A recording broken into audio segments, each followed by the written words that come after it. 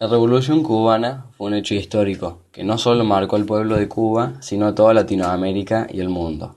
Hasta 1959, la historia de Cuba es la de un solo y largo sometimiento colonial.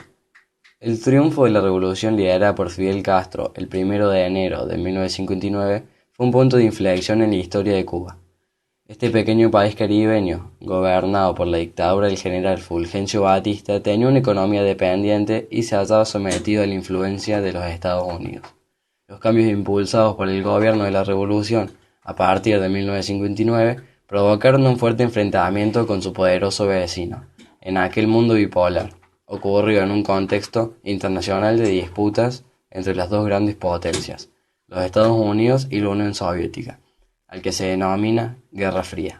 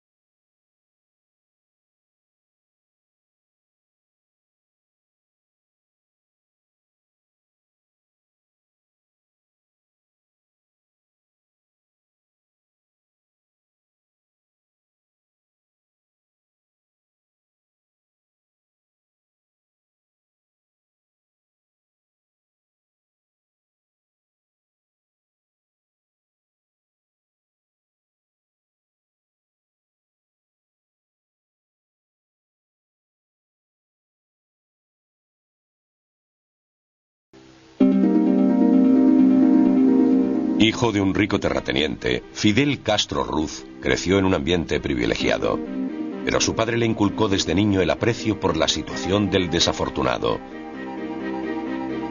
Tanto Fidel como su hermano menor, Raúl, se comprometieron desde muy pequeños a mejorar las condiciones de los oprimidos cubanos. Sin embargo, tomaron caminos políticos diferentes. Raúl Castro, según dicen, era comunista. Había asistido a un campamento juvenil comunista en Europa Central en los años 50. Entabló amistad con jóvenes miembros de la KGB en aquel tiempo. No existen pruebas de que su hermano sintiera alguna vez tanta inclinación. Tras licenciarse en Derecho por la Universidad de La Habana en 1951, Fidel continuó con su gran pasión, la política. Se unió al Partido Ortodoxo, una organización política convencional. Cuando Fulgencio Batista subió al poder en 1952, Castro llegó a creer que una revuelta armada sería el único modo de restaurar el orgullo nacionalista y los derechos humanos básicos. En julio de 1953, Fidel Castro mandó a 125 hombres en un ataque contra un cuartel del ejército cubano. La revolución cubana había comenzado, pero fracasando. La mayoría de los hombres de su grupo murieron, y Fidel fue capturado, juzgado y sentenciado a 15 años en prisión. La fecha del ataque rebelde, el 26 de julio, se convirtió en un día sagrado de la revolución y aún es celebrado como fiesta en Cuba. En mayo de 1955, menos de 2 años después, Batista cedió ante la presión popular y concedió la amnistía a Fidel Castro. Se le prohibieron las intervenciones públicas y viajó a México para huir de la ira de Batista. Raúl Castro y otros idealistas revolucionarios se unieron a Fidel en México. A petición de Batista, el gobierno mexicano presionó a Fidel y proporcionó informes sobre sus actividades a La Habana. Apiñados en un pequeño barco, Castro y su grupo de 81 hombres partieron de México hacia Cuba en diciembre de 1956 para reanudar la lucha de la revolución. Las autoridades mexicanas informaron a La Habana de la partida. Cuando los rebeldes llegaron a la isla 4 días después, fueron atacados por el ejército cubano que les esperaba. Solo 16 de los 82 rebeldes sobrevivieron. Fidel, Raúl y los otros 14 se escondieron en las montañas de Sierra Maestra. Pero en los 2 años siguientes se las arreglaron para reunir un ejército de 10.000 hombres y llevar a cabo su revolución. Entre ellos se encontraba un joven médico argentino, Ernesto Che Guevara.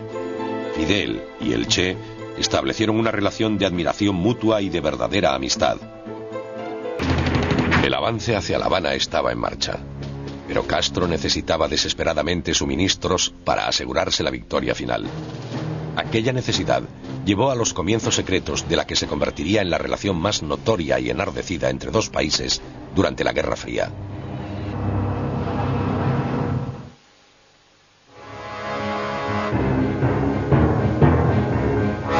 A mediados de 1958 podía palparse la victoria final de las fuerzas rebeldes sobre el ejército del dictador cubano.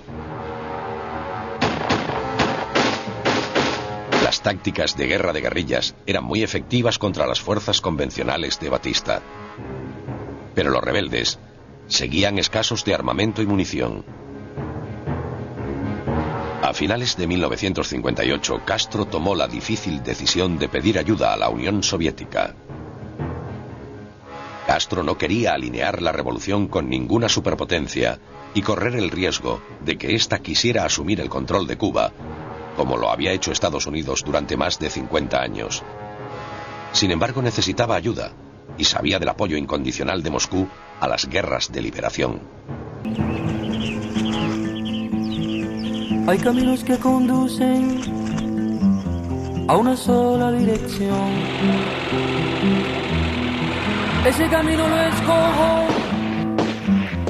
como única solución. Rompiendo montes, ciudades, cambiando el curso a los ríos, bajando hasta mi montaña, subiendo el mar a los míos.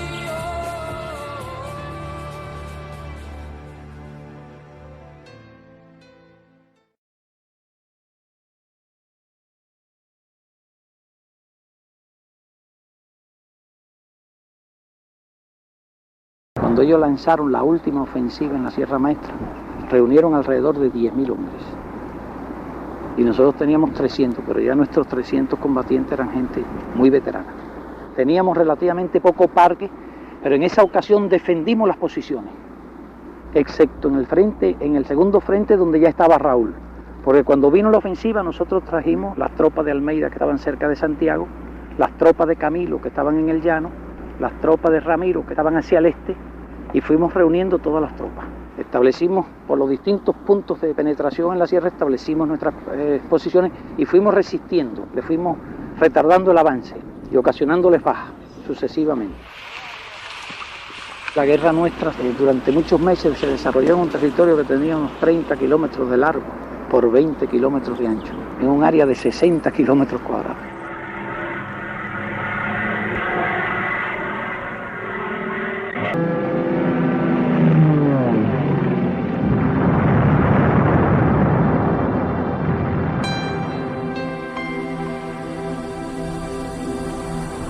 Tiempo con la independencia de Cuba, que se extiendan por las Antillas los Estados Unidos y caigan con esa fuerza más sobre nuestras tierras de América. Cuanto hice hasta hoy y haré es para eso. Viví en el monstruo y le conozco las entrañas, y mi onda es la de David.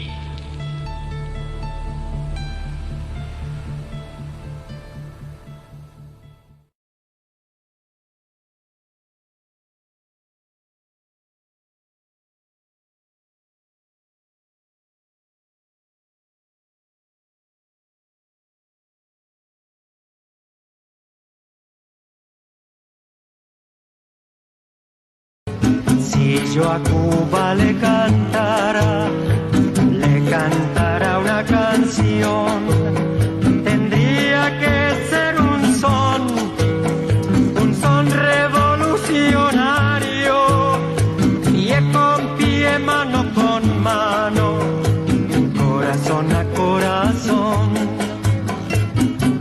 persona corazón. De la noche a la mañana, Cuba tuvo que enfrentar la reducción del 75% de sus importaciones, la pérdida casi total de mercado para sus principales productos de exportación y sin ninguna fuente de financiamiento externo, en medio de un bloqueo recrudecido, comenzamos a abrirnos paso en la economía mundial. Hemos padecido limitaciones materiales muy graves. Han faltado los alimentos, los medicamentos, la electricidad, el transporte para ir al trabajo, los zapatos para ir a la escuela, el jabón para lavar o bañarse. Ha sido dura la vida de la familia cubana en estos años de periodo especial. El bloqueo aspira a eliminar a la revolución, a derrotarla, a liquidarla, pero también aspira a eliminar, a aniquilar a la nación cubana y a su pueblo. Y no es una exageración retórica, es la única lectura posible de ese engendro legislativo que se llama Helmsburg.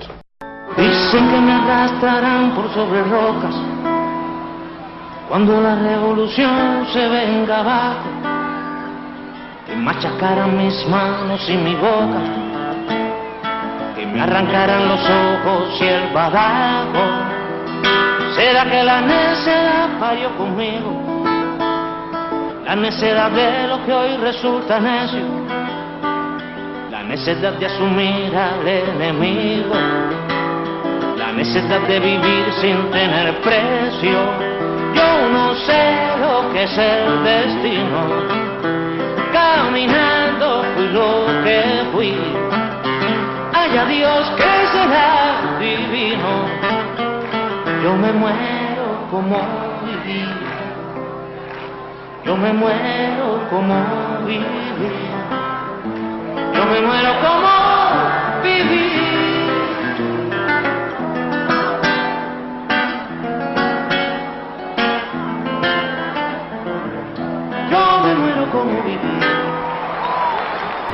Aunque sea con una papa caliente y un boniato caliente, estoy contigo.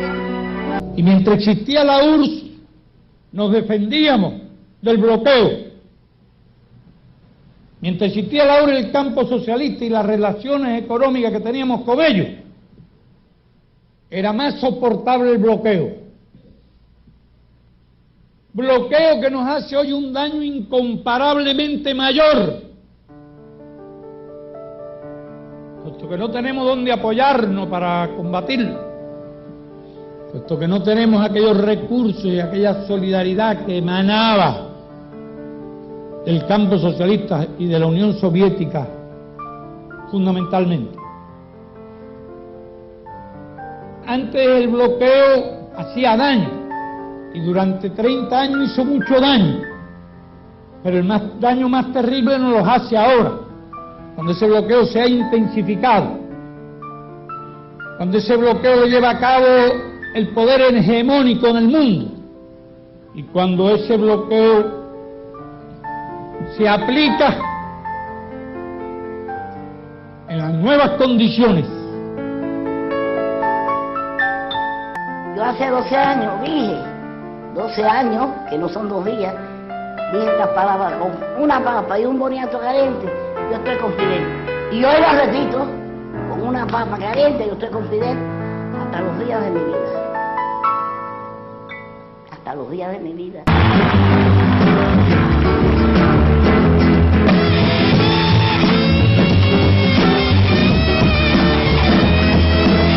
Del amor estamos hablando, por amor estamos haciendo, por amor se está hasta matando, para por amor seguir trabajando.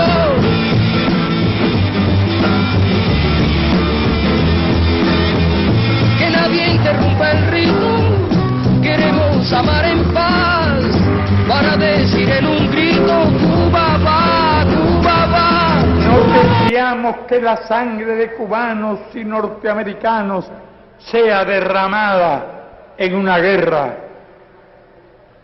No deseamos que un incalculable número de vidas de personas que pueden ser amistosas se pierdan en una contienda. Pero jamás un pueblo tuvo cosas tan sagradas que defender, ni convicciones tan profundas por las cuales luchar, de tal modo que prefiere desaparecer de la faz de la tierra antes que renunciar a la obra noble y generosa por la cual muchas generaciones de cubanos han pagado el elevado costo de muchas vidas de sus mejores hijos. Nos acompaña la convicción más profunda de que las ideas pueden más que las armas, por sofisticadas y poderosas que éstas sean. Digamos como el Che cuando se despidió de nosotros: hasta la victoria siempre.